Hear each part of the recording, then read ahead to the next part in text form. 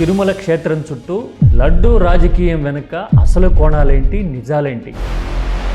అధికారంలోకి వచ్చి రాగానే ఇలాంటి ఎజెండాకి తెరతీయడం ఎందుకు? జగన్మోహన్ రెడ్డి గారిని నేను అడిగాను, చెప్పాలి కదా కనీసం ఇలాంటివి చేశాము అని. తిరుమల విషయంలో కానీ, హిందూ ధర్మం విషయంలో కానీ వైఎస్ఆర్ గురించి ఖనిజాలే కాదు నిజాలు కూడా తవ్వితే తప్ప బయటపడిన పరిస్థితి.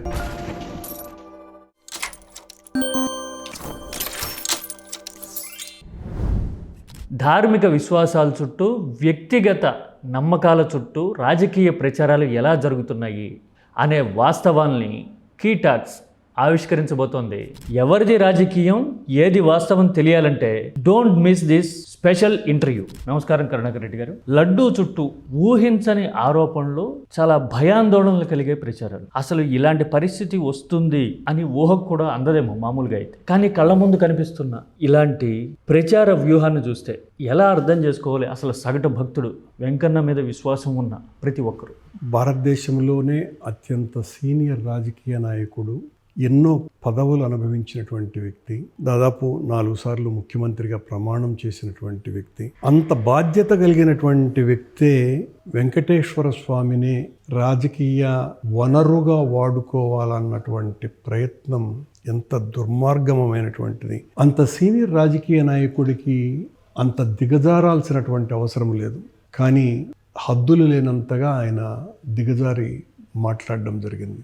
అంటే తన కొడుకు భవిష్యత్తు కోసమనో ఏ కారణమో మనకు తెలియదు, కానీ అవతల వ్యక్తుల మీద ఇంత నింద వేసి తద్వారా మనం పొందుతున్నటువంటి రాజకీయ లాభం కంటే 140 కోట్ల మంది ఆరాధ్య దైవమైనటువంటి సాక్షాత్తు స్వయంభూగా వెలిసినటువంటి విష్ణుమూర్తి ఆలయం మీద వేల సంవత్సరాల చరిత్ర కలిగిన కోటానుకోట్ల మంది భక్తుల పారవశ్యంలో మునిగి తేలిన తిరుమల క్షేత్ర పవిత్రతని దెబ్బ కొడుతున్నాము అన్నటువంటి విషయాన్ని ఆయన పక్కన పెట్టి జగన్మోహన్ రెడ్డి అనేటువంటి వ్యక్తి రాజకీయాన్ని సమాధి చేయటానికి వెంకటేశ్వర స్వామి ఆలయాన్ని వాడుకోవటమే ఒక పెద్ద వైచిత్రి. ఇలాంటి రాజకీయ ఎత్తుగడలు వేయగలరా అని ఆశ్చర్యం పోయేటువంటి సగటు మానవుడికి తెలియకపోవచ్చు, కానీ రాజకీయ విశ్లేషకులకి, పండితులకి, ఇలాంటి వాళ్ళకి అరే ఇంత దారుణమా అనేటువంటి ఆలోచన కలిగించేటట్టుగా చేశారు. ఆయన చాలా తప్పు చేసినాడు.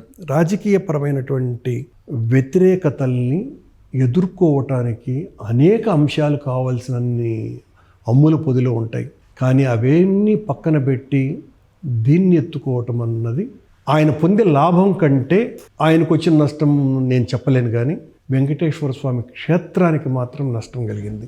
అందులో కూడా ఆయన ప్రతిరోజు మాట్లాడుతూ ఉంటాడు, మా ఇలవేల్పు, నేను స్వామిని రోజు చిన్నప్పుడు మా ఇంటి బయటికి రాగానే ఎదురుగా నామాలు కనపడుతూ ఉంటాయి, హరినామ స్మరణ వింటూనే పెరిగిన వాడిని.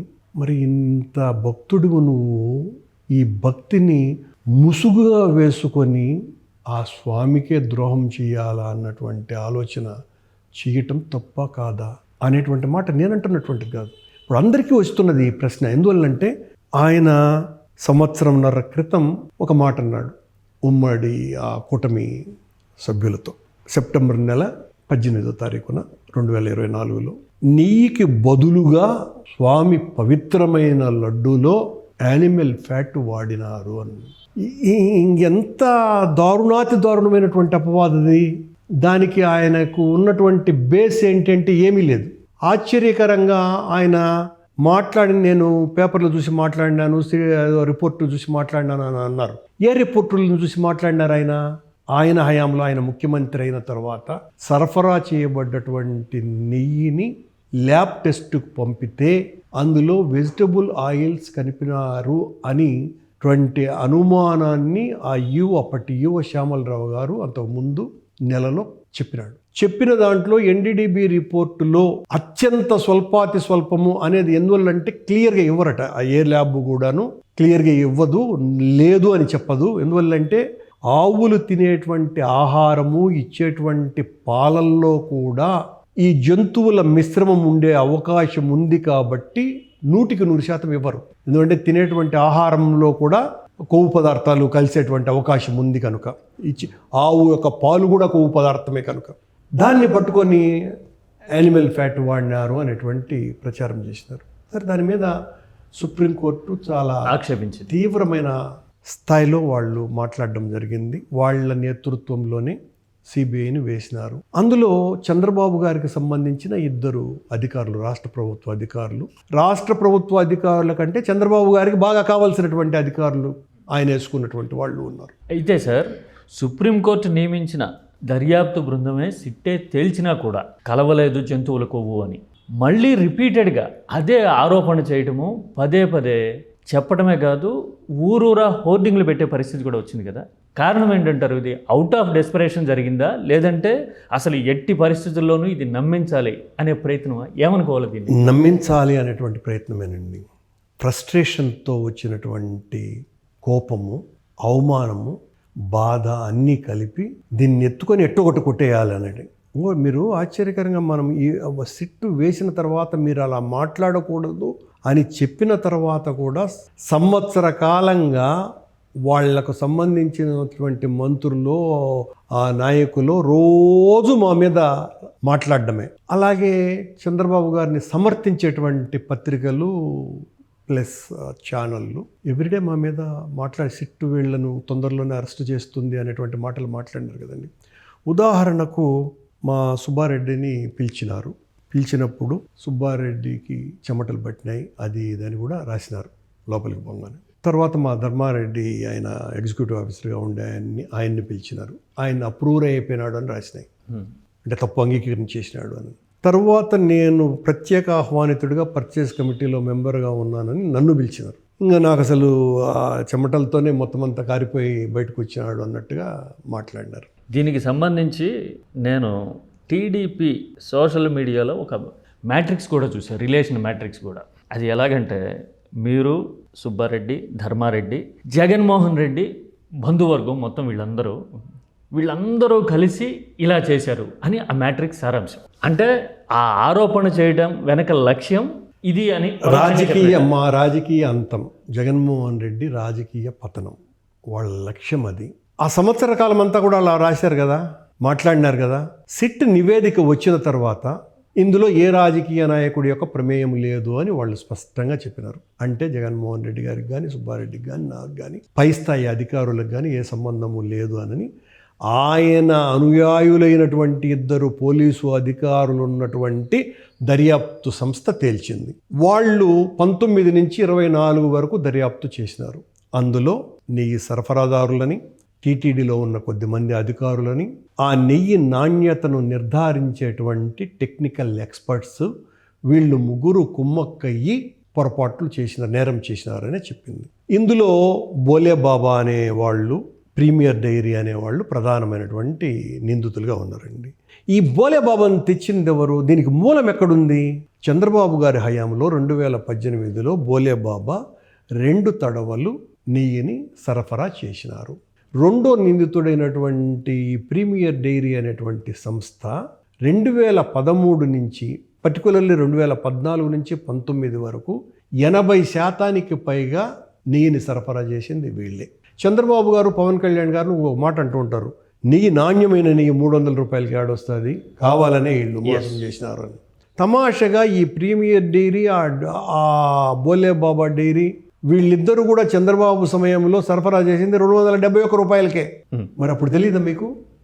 అందుకే మేమేమంటున్నామంటే, మీరు మాట్లాడుతున్నారు కదా ఇవన్నీ మేము తెచ్చినామోనని, మీ హయాములో ఎవరైతే సరఫరాదారులు 300కు మించి సరఫరా చేయలేదో, 400 కూడా కాలేదు అప్పటికి, వాళ్ళందరి మీద కూడా విచారణ చేయాల్సిన అవసరం ఉందా లేదా?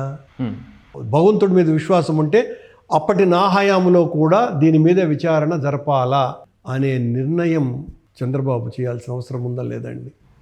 మీరు ఇదే విషయాన్ని గట్టిగా 2009 నుంచి 14 వరకు, 14 నుంచి 19 వరకు జరిగినవి కూడా విచారణ చేద్దామని చెప్పేసి సవాల్ చేశాను. అవును, నేను చేశాను. దాని నుంచి ఏ రెస్పాన్స్ లేదు చంద్రబాబు గారి దగ్గర నుంచి. మా పార్టీ కూడా డిమాండ్ చేసింది, విచారణ జరిపించండి అని. అయితే మీరు రాజకీయంగా అంతం చేసేందుకు ఇలాంటి ప్రచారం అంటున్నారు కదా, చేతిలో అపరిమితమైన అధికారం ఉన్నప్పుడు, అసలు ఊహించినంత మెజారిటీ వచ్చినప్పుడు, అధికారంలోకి వచ్చి రాగానే ఇలాంటి ఎజెండాకి తెరతీయడం అసలు ఎలా, ఎందుకు? ఎందుకంటే అంతకు పూర్వమే 5 సంవత్సరాల క్రితం చంద్రబాబు గారు ఓడిపోయినారు. ఓడిపోయిన వ్యక్తి డీలా పడిపోయినాడు, బయటికి రాలా, నిర్వేదంతో కుంగిపోయినాడు. దాదాపు 2 సంవత్సరాల వరకు ఆయన రోడ్డు మీదకి రావటానికి లేకుండా ఉండే అంత మానసిక వేదనలోకి తెలుగుదేశం పార్టీ వెళ్ళింది. 2024లో జగన్మోహన్ రెడ్డి 11 సీట్లకే పరిమితం అయిపోయినాడు. దారుణాతి దారుణమైనటువంటి ఓటమి, అందులో అనుమానమే లేదు. కానీ ఆశ్చర్యంగా మొదటి నెలకే కోలుకున్నాడు, బయటకు వచ్చేసాడు. చంద్రబాబు తనతో తాను పోల్చుకుంటాడు కదా, ఏందిరా ఇతను మొదటి నెల బయటకు వచ్చేసి వీడు రోడ్ల మీదకి వచ్చి ఢిల్లీలో ధర్నా పెట్టాడు, ఆ రోజు నుంచే మాట్లాడుతున్నాడు, కార్యకర్తలందరినీ కార్యరంగంలోకి దించే ప్రయత్నం చేస్తున్నాడు అన్నటువంటి భయం చంద్రబాబు. ఇతను అసామాన్యుడు జగన్మోహన్ రెడ్డి అన్న భయంతో, అందులో మీరు ఇంకోటి కూడా, ఎలక్షన్ రిజల్ట్స్ వచ్చిన మరుసటి రోజే ప్రస్తుత స్పీకర్ అయ్యన్నత్ పాత్రుడు గారు ఆయన స్నేహితుడు ఎవరితోనూ మాట్లాడుతూ వాళ్ళ సంభాషణ, ఈడు జగన్మోహన్ రెడ్డి అనేవాడు ఓడిపోయాడే కానీ చచ్చిపోలా అని అన్నారు. అవునవును, చచ్చిపోలా, ఓడిపోయినాడు, ఇది మీరు చెప్పేది చాలా నిజం అని అయ్యన్న పాత్రుడు గారు. ఆ తర్వాత భూస్థాపితం చేస్తాం అనేది పుట్టిందా? అది అంటే వాళ్ళల్లో ఎంతగా పగ, ప్రతీకారం, ఎంత దారుణమైనటువంటి స్థితిలో ఉన్నారు వాళ్ళు అనటానికి అవి ఉదాహరణలు కదా. జగన్మోహన్ రెడ్డి అనే వ్యక్తి ఓటమిని కూడా చాలా ధీరోదాత్తంగా తీసుకొని, గెలుపు ఓటములు చాలా సహజమైనటువంటివి, మనం ప్రజాక్షేత్రంలో ఉండి ప్రజల కోసమని పనిచేయాలా అన్న స్థితప్రజ్ఞత ఉన్న మనిషి కనుక ఏదైనా గెలుపైనా ఓటమైనా పోరాటంతో తేల్చుకుందాం. వైఎస్ఆర్ కాంగ్రెస్ పార్టీ అన్నది ఉద్యమ రూపంలో పుట్టినటువంటిది, పోరాటాల నెలవుగా మారినటువంటి పార్టీ కనుక దాన్ని నిస్తేజంగా, నిర్లిప్తంగా ఉంచకూడదు అనని ఆయన మొదటి నెలే దానిలో ఒక చైతన్య జ్వాలను రగిలించినాడు. అది ఊహించలేకపోయినారు చంద్రబాబు నాయుడు. దాంతో ఇంకా ఇతను మళ్ళీ రగిలిపోతాడు అన్నటువంటి భయమన్ను కానీ కోపంతో ఇష్టం వచ్చినట్టుగా మాట్లాడడం ప్రారంభించారు. అందుకే ఆ రోజు నుంచి ఈ రోజు వరకు కూడా ఈ 19 నెలలుగా, 19 నెలలైందో 20 నెలలైందో, నెలలుగా వాళ్ళు చేసే అభివృద్ధి కంటే జగన్మోహన్ రెడ్డి విధ్వంసం చేసినాడు అనేటువంటి మాటలకే మొత్తం కాలమాయాపన అంతా చేసినారు వాళ్ళు. కారణం ఏమంటారు? మీరు చెప్పుకునేదానికి ఏమీ లేదు మీ అభివృద్ధి కానీ సంక్షేమం కానీ. జగన్మోహన్ రెడ్డి వ్యక్తిత్వం మీద, జగన్మోహన్ రెడ్డి గారి పార్టీ మీద పెద్ద ఎత్తున నిందారోపణలు చేస్తూనే పోతేనే మనకు మేలు కలుగుతుంది అనని గత అనుభవాల రూపంలోనే అతను ప్రయత్నం చేస్తున్నాడు. ఇంకా కూడా అది ఖచ్చితంగా బెడ్స్ కొడుతుంది. అయితే సార్, ఇప్పుడు రాజకీయ దురుద్దేశంతో కుట్రపూరితంగా చేశారు అని మీరు అంటున్నారు. అయితే దీని వెనక డైరీ సిండికేట్ ఉంది, భోలేబాబా అనే సంస్థ వెనక.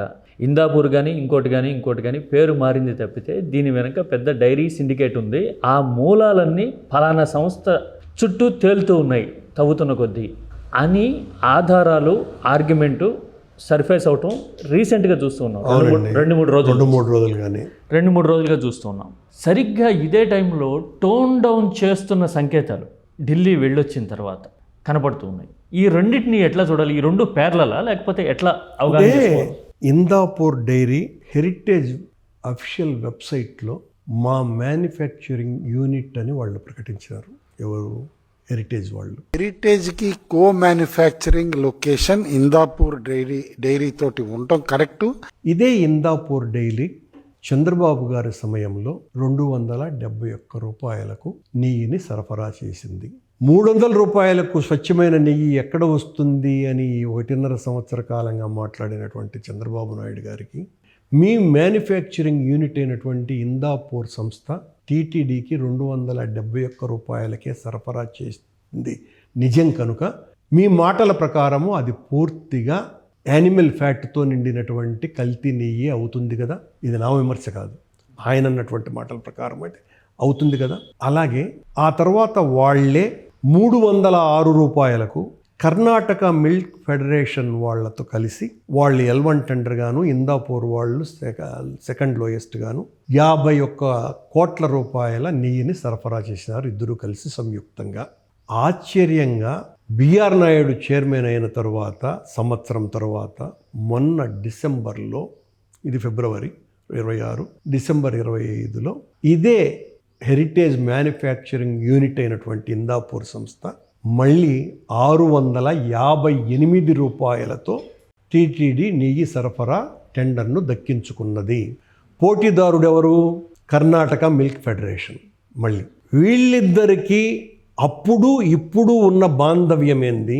ఆ రోజున 271కే సరఫరా చేసినటువంటి నెయ్యి 658 రూపాయలు 7 సంవత్సరాలలో ఎలా పెరిగింది?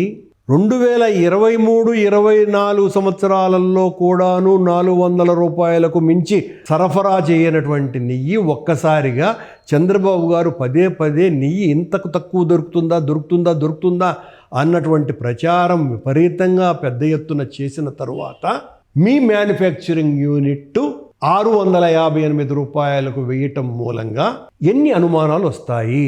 నేను ఆరోపణ చేయటంలో ఎన్ని అనుమానాలు వస్తాయి? అదే సంస్థ 271 రూపాయలకి ఎలా అమ్మింది? ఈరోజు ఎవరు తెలుగుదేశం పార్టీ నాయకుడు ఒక అతను చెప్పినాడు, ఆ రోజు రేటు ఈ రోజు రేటు ఒకటేనా, అందువల్ల పెంచిరారు అని ఒక అసంబద్ధ విమర్శ ఏదో చేశాడు ఆయన. ఎవరో అతను ఏదో P4 స్వచ్ఛ కార్పొరేషన్ చైర్మన్ అట. అంటే మరి మొన్న 2 నెలల ముందు 4 నెలల ముందు కూడా అట్లాగే చేశారుగా. ఇంతలోనే మరి ఎట్లా మారింది?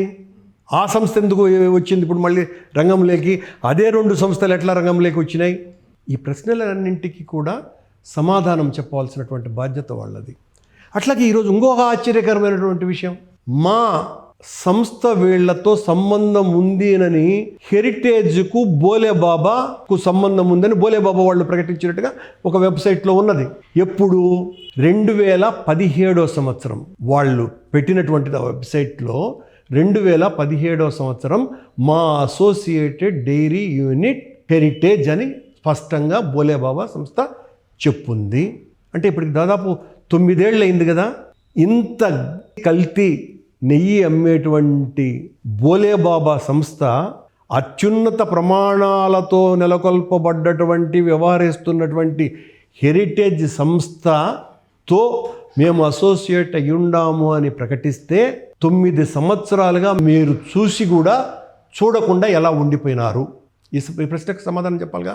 మీరే చిన్న ఆర్గనైజేషన్ కాదు కదా, ఒక ఫాల్తూ సంస్థ మా అసోసియేషన్ దీంతో ఉంది అంటే మీరు వెంటనే చూస్తారుగా. ఈ రోజున మామూలు మనుషులమైనటువంటి మేమే ఒక బోలేబాబా మా అసోసియేట్ సంస్థ అన్నది కనిపెట్టినామే, మీరు కోట్లాది రూపాయల వ్యాపారాలు చేసేటువంటి వాళ్ళు మీరు ఎందుకు కనిపెట్టలేకపోయినారు? ముఖ్యమంత్రి మాట్లాడుతూ బ్రాండ్ని దెబ్బతీసేందుకు రాజకీయ కుట్ర చేస్తున్నారు. అందుకంటున్నా నేను 2017లో కదా అది వచ్చింది, ఆ వెబ్సైట్ చెప్పింది. ఇక్కడ ఎవరు కుట్ర చేస్తున్నారు? మేమేమి వాళ్ళ మీద ఆరోపణలు వేయటంలా, అనుమానాలు చెప్తున్నాను నేను. హెరిటేజ్ ఈ రకంగా చేసిందని చెప్పటంలా ఈ అనుమానాన్ని నివృత్తి చేయాలి కదా మీరు. మీ ప్రొడక్షన్ యూనిటే కదా ఇందాపూర్ నుంచి మేము ఇదే కొంటాము అని ఇప్పుడేంది మీరు ప్రకటించేది? మేము ఇవే కొంటాము అని ముందెందుకు ప్రకటించలేదు మీరు? ఇన్ని ప్రశ్నలు తలెత్తడానికి సడన్గా టోన్ డౌన్ చేసినట్టుగా ఆరోపణలు. దీనికి కారణం అండి, ఎన్ని అస్త్రాలు వేస్తున్న వాళ్ళు ఇటువైపు నుంచి వెనువెంటనే షార్పుగా సమాధానాలు వస్తున్నాయి. ఇవాళ ఫ్రంట్ పేజ్లో ఎక్కడా దీని గురించి రాల. వరుసగా కొన్ని వారాల తరబడి రోజుకో కొత్త కోణాన్ని కథనాన్ని ఆవిష్కరించడానికి ప్రయత్నం చేసింది మీడియా. ఇవాళ అసలు సడన్గా స్విచ్ ఆఫ్ చేస్తే లైట్ ఆగిపోయినట్టుగా సడన్గా ఆగిపోవడం. అదే నేనంది. అంటే వరుస పెట్టి చంద్రబాబు గారికి ఒక నమ్మకం, నేను ఏం మాట్లాడినా చెల్లుతుంది అని. సరే, భగవంతుడినే శ్రీవారి మూల విరాట్టునే ఆయుధంగా బయటికి లాగిన తర్వాత జరుగుతున్నటువంటి పరిణామాలలో ఎంతగా తాను దాడి చేయాలనుకొని ప్రయత్నం చేసినా ప్రతిసారి అది విఫలయత్నంగానే మారుతోంది. ఆ విఫలయత్నాన్ని లేదు మేము తీసుకుని వెళ్తాము అని ఆయన్ను మోసేటువంటి పత్రికలు, ఛానళ్ళు ఎంతగా మా మీద దాడి చేయాలని ప్రయత్నం చేసినా ప్రజలలో నమ్మకాలు సడలిపోయినాయి వాళ్ళ మీద. చంద్రబాబు గారే తప్పు చేశారు ఈ విషయంలో. అందులోనూ కూడా మనం రోజు తినేటువంటి పవిత్రమైనటువంటి ప్రసాదంలోని పంది కొవ్వు కలిపినారు అని అంటే వినటానికి కూడా గుడ్డు మాంసం హిందువులలో దాదాపు 80% మంది తిననటువంటి ఆహారం. ఇక పంది 98% తినేటువంటి అవకాశం లేదు. తినకపోవటమే కాకుండా ఒక చిత్కార భావం ఉన్నటువంటి జంతువుగా మనందరికీ దాని మీద ఉన్న అభిప్రాయం. ఎంత వరాహస్వామి అనేటువంటి గొప్ప ఇది ఉన్నప్పటికీ కూడా పంది మీద ఉన్నటువంటి సహజమైనటువంటి అభిప్రాయాలు అవి. దాన్ని కలిపినారు అని నువ్వే మా ఇలవేల్పు వెంకటేశ్వర స్వామి అని చెప్పినటువంటి మనిషే మాట్లాడితే ఏ రకమైనటువంటి భావన వస్తుందండి? అందులోనూ కూడా మనకందరికీ తెలుసును, మనమంతా మాంసాహారుల మెజారిటీ. ఒక మాంసం ఒక్కరోజు దాటి రెండో రోజు నిల్వ ఉంటే కుళ్ళు వాసన భరించలేము. ఒక లడ్డులో మొత్తం యానిమల్ ఫ్యాట్తోనే చేస్తే ఆ కంపును భరించటం సాధ్యమా? ఏం మాట్లాడుతున్నారు? దానికి మళ్ళీ పోటు కార్మికులను బెదిరించటం. వీళ్ళు మీరు ఒప్పుకోవాలా, చాలా గబ్బు వాసన వస్తూ ఉన్నింది వాళ్ళు తయారు చేసినప్పుడు. పాపం వాళ్ళు చాలా నిజాయితీ పరులు కాబట్టి చెప్పలేకపోయినారు, బెదిరించినారు వీళ్ళు అధికారులు అక్కడ. మళ్ళీ ఇప్పుడు స్వాముల చేత సాక్షాత్తు పెద్దజీయర్ స్వామి మీద నడిచే నారాయణుడు అనేటువంటి ప్రఖ్యాతిగాంచినటువంటి ఆ మహానుభావుడి చేత బలవంతంగా ఒత్తిడి చేసి రాయిపిస్తారా? ఎంత ఎంత ఎంత ఎంత నైత్యానికి ఒడిగట్టడం ఇది. ఎంత మీడియా ప్రచారం చేసినా జంతువుల కొవ్వే కాదు, బాత్రూమ్ క్లీనింగ్ యాసిడ్ అనే ఎక్స్ట్రీమ్ లెవెల్కి వెళ్ళిపోయినా కానీ ఆలోచన పరులు, మేధో వర్గాలు, పండితులు, న్యూట్రల్ సెక్షన్స్ వైపు నుంచి కించిత్ కూడా రెస్పాన్స్ రాకపోవటాన్ని, ఆ నిశ్శబ్దాన్ని ఎలా చూడాలి? ఆక్రోశమా నిశ్శబ్దం ప్రభుత్వం చేస్తున్న ప్రచారం మీద? ఆక్రోశం కంటే ప్రభుత్వ ప్రచారం మీద అసహ్యత. బాత్రూమ్ క్లీనర్స్ అంటే ఏమని వస్తుందండి? ఇప్పుడు మనం పంది మాట్లాడుకున్నట్టే బాత్రూమ్ క్లీనింగ్ అంటే ఆ మెటీరియల్ గుర్తురాదు, మనం కూర్చునేటువంటి విసర్జన గుర్తుకొస్తుంది. విసర్జనతో నువ్వు వెంకటేశ్వర స్వామి లడ్డును పోలుస్తున్నావు అని అంటే మామూలు స్థాయి భక్తుడికి కూడా ఎంత అసహ్యం వేస్తుంది.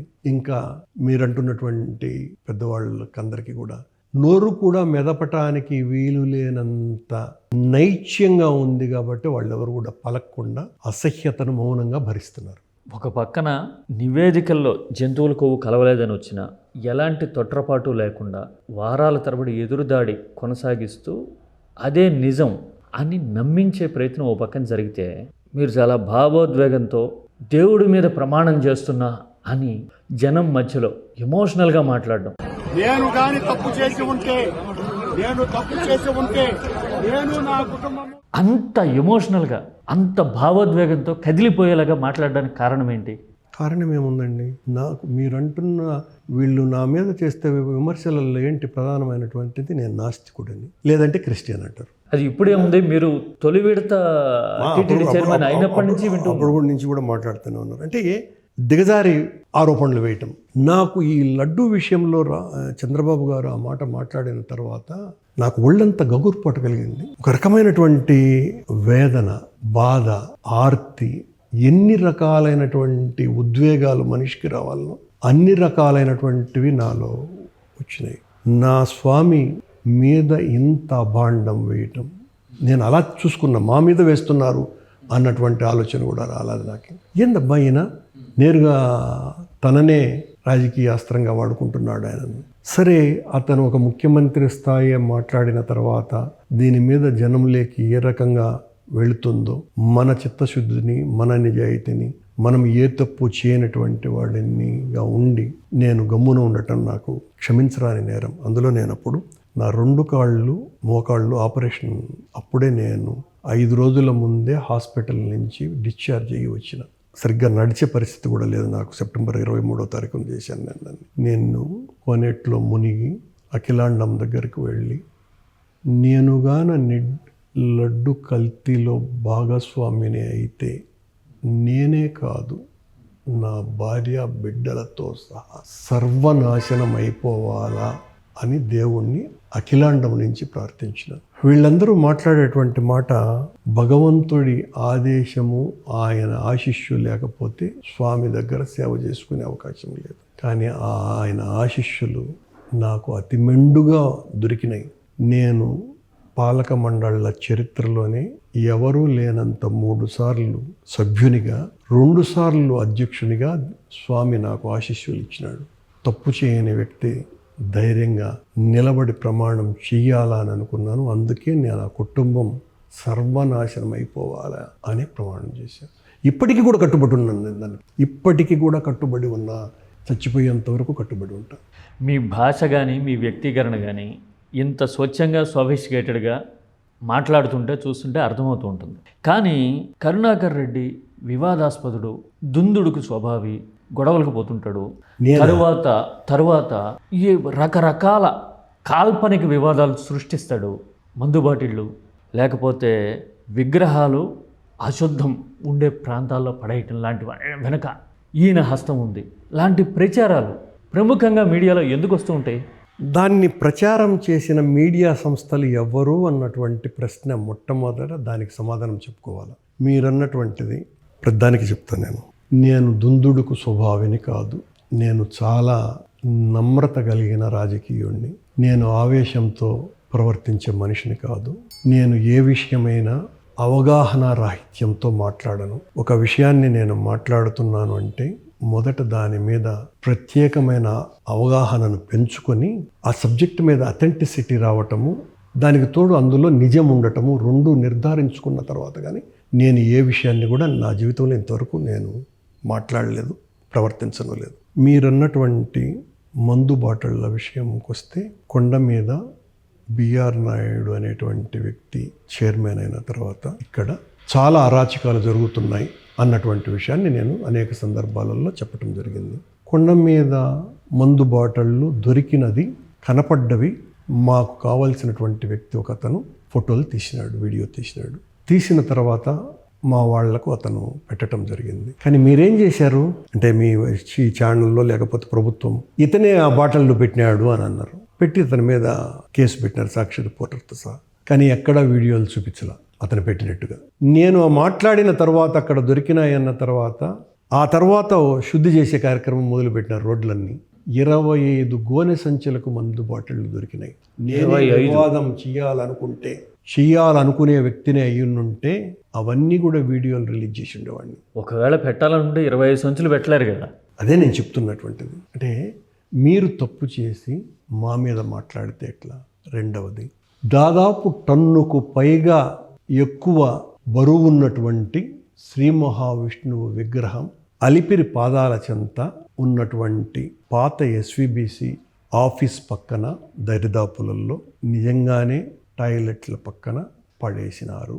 నేను దానికి ఆధారాలతో చూపించిన, అరే శనికి ఏ రూపంలో ఆగమం ప్రకారము విగ్రహం చెక్కాల, అది కరుణాకర్ రెడ్డో లేకపోతే బిఆర్ నాయుడో చెక్కేదైతే మేము శిల్పులమైతే మా ఇష్టం వచ్చేట్టు కొట్టచ్చు. కానీ ఆగమ శాస్త్రం ప్రకారం, శిల్పశాస్త్రం ప్రకారం స్థపతులు హైందవ లేకపోతే మన హిందూ ధర్మ శాస్త్ర ప్రకారమే చెక్కుతారు. మన ఇష్టం వచ్చినట్టు చెక్కమంటే చెక్కరు వాళ్ళు. అది నిరూపణ అయితే వాళ్ళ ఇష్టం వచ్చినట్టు మాట్లాడారు అనుకోండి. 1.5 టన్ను ఉండేటువంటి విగ్రహాన్ని నేను ఎక్కడ మోసుకుపోయాడు పెడతాను, నాకు అర్థం కాల. ఎలా సాధ్యమవుతుంది? మొత్తం అంతా సీసీ కెమెరాలు అక్కడే ఉన్నాయి కదా. దొరికిపోయి మీరు ఇష్టం వచ్చినట్టు మాట. ఇప్పుడు దాన్ని మాయం చేసినారు అసలు ఆ విగ్రహాన్ని. నేను మళ్ళీ పోయి చూసిన ఆడుందా లేకపోతే ఏమన్నా శిల్ప కళాశాలలో ఉందా అని. అక్కడ కూడా లేకుండా చేసినారు. నా మీద అయితే కేసు పెట్టినారు కానీ అసలు మొత్తం విగ్రహమే లేకుండా. ఇక్కడ ఎక్కడ నా తప్పు ఉన్నది? మీరు చేసినటువంటి తప్పును ఎత్తి చూపటమే కదా. మీరు చేసినటువంటి తప్పును ఎత్తి చూపితే నా మీద నేరం మోపితే అట్లా మీరు కదా సమాధానం ఇచ్చుకోవాలా? లేదు, మీకు ఉద్దేశ్యం లేదు.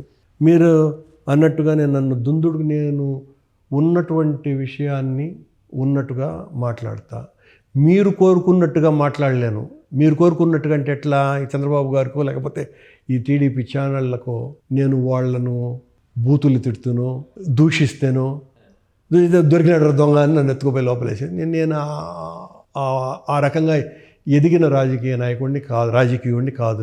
నేను మాట్లాడలేదు. నా నోటి గుండా మీడియా ముందే కాదా, మామూలుగా కూడా నేను అట్లాంటి మాటలు మాట్లాడేటువంటి వ్యక్తిని కాదు. నేను చిన్నతనం నుంచి సాహిత్యము, చరిత్ర, ఫిలాసఫీ వీటిల్ని చదువుకుంటూ మహానుభావులైనటువంటి అధ్యాపకుల చేత శిష్యరికం చేసి చదువుకున్నటువంటి వాడిని.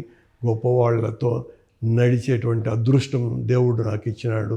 మా కవి శ్రీశ్రీ గారు, గుడిపాటి వెంకటాచలం గారు, ఇలాంటి మహానుభావులు, దాశరథి రంగాచారి గారు, దాశరథి కృష్ణమాచారి గారు, ఇలాంటి వ్యక్తులతో కలిసి తిరిగేటువంటి అదృష్టం నాకు కలిగింది నా జీవితంలో. నేను నా భాష కానీ నా వ్యక్తీకరణ కానీ మిగతా వాళ్ళకంటే కొంచెం భిన్నంగా ఉండొచ్చునేమో, అది నా గొప్పతనం కూడా నేను అనుకోను. కానీ నేను ఒకటి, నాకు ఏ విషయము తెలుసుకోకుండా నేను మాట్లాడాను అన్న దాంట్లో మాత్రం ఏ రకమైన అతిశయోక్తి లేదు.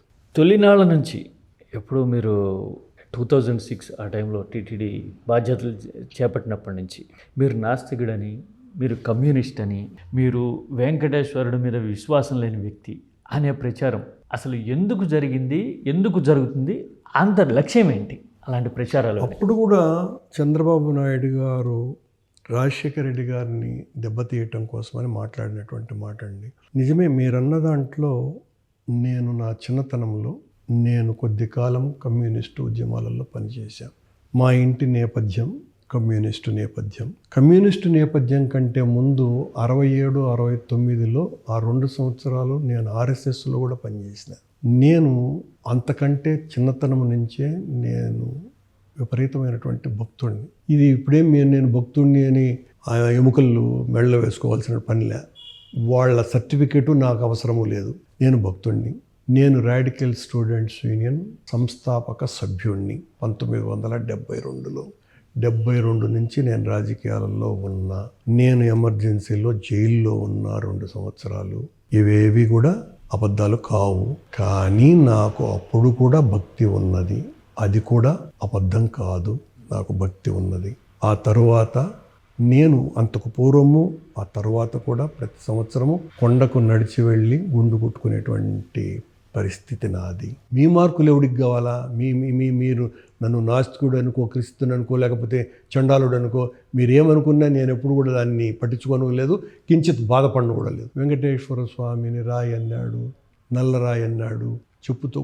అంటే అలాంటి మాటలు కూడా మాట్లాడారు. అరే, మీరు భక్తులైతే అంటారా అసలు? నిజంగా కూడా వెంకటేశ్వర స్వామిని కొట్టాడు కరుణాకర్ రెడ్డి అని అన్నాడు అంటే నిజంగా మీ నోటి గుండా ఎట్లా మాట్లాడగలరు? మీరేమన్నా రుజువు చూపించగలరా? ఏం లే. వైజాగ్లో ఉండేవాడు, అమరావతిలో ఉండేవాడు మాట్లాడినాడు అని మీకేమన్నా తెలుసారంటే ఏమీ తెలియదు. పైగా ఇక్కడ ఒక పోలిక కూడా ఉంది. ఎలాగైతే తొలినాళ్ళలో కమ్యూనిజం వైపు అడుగులేసిన మాట వాస్తవం అని చెప్తున్నారో, విప్లవ స్వభావం అనేది మన హిందూ విశ్వాసాల్లోనే ఉందేమో. సాక్షాత్తు వెంకటేశ్వరుడి సన్నిధిలో అన్నమయ్య విప్లవాత్మకంగా సంస్కరణవాదంతో పాడిన పదాలు మనకి ఇప్పటికీ కనిపిస్తూ ఉంటాయి కదండి. మనం వింటూ ఉంటాం, మెండైన బ్రాహ్మణుడు మెట్టుభూమి ఒకటే, చండాలుడు ఉండేటి సరిభూమి ఒకటే, అందరూ సమానమే దేవుడి ముందు, కొందరిని మాత్రం మీరు ఎందుకు దైవానికి దూరంగా ఉంచాలనుకుంటున్నారు అనేది. అలాంటిది రాడికల్ స్వభావమే అనుకునేవాళ్ళు ఆ రోజుల్లో. అవునండి. అలాంటి తత్వాన్ని వెంకటేశ్వరుడే అన్నమయ్యతో పలికించాడు అనుకుంటే, ఆ తత్వాన్ని ఆచరణలోకి తీసుకొచ్చిన చరిత్ర దళిత గోవిందం లాంటి వాటిలో కనపడుతుంది. ఇంత ఇన్స్పిరేషన్ మీరు ఎలా డ్రా చేసుకున్నారు? ఇంత విప్లవాత్మక నిర్ణయాలు తీసుకురావాలి స్వామి సన్నిధిలో అని ఎలాగా? అంటే మీరన్నదానికి పొడిగింపుగా అన్నమయ్య అంత మహానుభావుడితో పోలికెందుకు కానీ అనే స్పిరిట్ గురించి చెప్పారు. హిందుత్వంలో ఉన్న ఆ స్పిరిట్ గురించి. దాశరథి కృష్ణమాచార్య గారు, దాశరథి రంగాచార్య గారి గురించి మనకు అందరికీ తెలుసు. మహానుభావులు, గొప్ప రచయితలు, తెలంగాణ ఉద్యమంలో తుపాకీ ఎత్తుకొని పోరాడినటువంటి వాళ్ళు, కమ్యూనిస్ట్ యోధులుగా కూడా పేరుగాంచినటువంటి వాళ్ళు. ఆ తర్వాత రంగాచార్య గారు జనజీవితాన్ని, ఆధ్యాత్మిక తాత్వికతని ముడిపెట్టుతూ ఆలోచనాత్మకంగా రాసిన రచనలు చిల్లర దేవుళ్ళు లాంటివి నిజంగా ఇప్పటికీ. చిల్లర దేవుళ్ళు, జనపదము, మోదుగు పూలు, ఇవన్నీ మోదుగు పూలు లాంటివన్నీ చాలా చాలా చాలా హృదయంగా జీవన విధానాన్ని ప్రతిబింబించేలాగా ఉంటాయి. మీ ఇన్స్పిరేషన్. అవునండి. ఆ తర్వాత వాళ్ళు ఆయన పర్టికులర్లీ భాగవతం, భారతం, రామాయణం, ఉపనిషత్తులు, తిరుప్పావై తెలుగు చేయటము, మొత్తం వేదాలను 4 వేదాలను తెలుగు చేసినాం. ఏకైక మహానుభావుడు దాశరథి రంగాచార్య. నా స్ఫూర్తి వాళ్ళు. వాళ్ళ శిష్యరికంలో నేను పెరిగిన. నాకు ఒకవైపున కమ్యూనిస్టు భావజాలంతో పాటు హిందూ ఫిలాసఫీని తెలుసుకునేటువంటి అదృష్టం నాకు కలిగింది. నేను రాధాకృష్ణన్ చాలా చిన్నతనంలోనే సర్వేపల్లి రాధాకృష్ణన్ గారు హిందూ ఫిలాసఫీ మీద రాసినటువంటి పుస్తకాన్ని నేను చదవటం జరిగింది. అదే సమయంలో బంచ్ ఆఫ్ థాట్స్ కూడా గోల్వాల్కర్ రాసింది. ఇవన్నీ కూడా 70sలోనే చదివేశాను నేను. సరే, దాంట్లో నా అభిప్రాయ భేదాలు ఉన్నాయి బంచ్ ఆఫ్ థాట్స్కి సంబంధించి.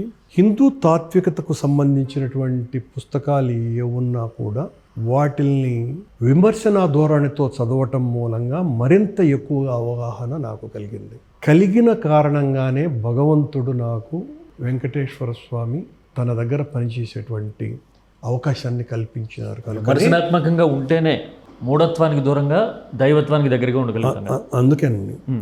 అందుకే నేను దళిత గోవిందం అన్న కార్యక్రమం ఎందుకు చేశానంటే ఏదో ఊరికే అలవోకగా వచ్చినటువంటి మాట కాదు అది. నేను ఆ సమయంలో పర్టికులర్లీ ఆంధ్రప్రదేశ్లో కొన్ని జిల్లాలలో కొన్ని దళిత గ్రామాలలో హిందువులే లేనటువంటి దళిత గ్రామాలను ఐడెంటిఫై చేశాను.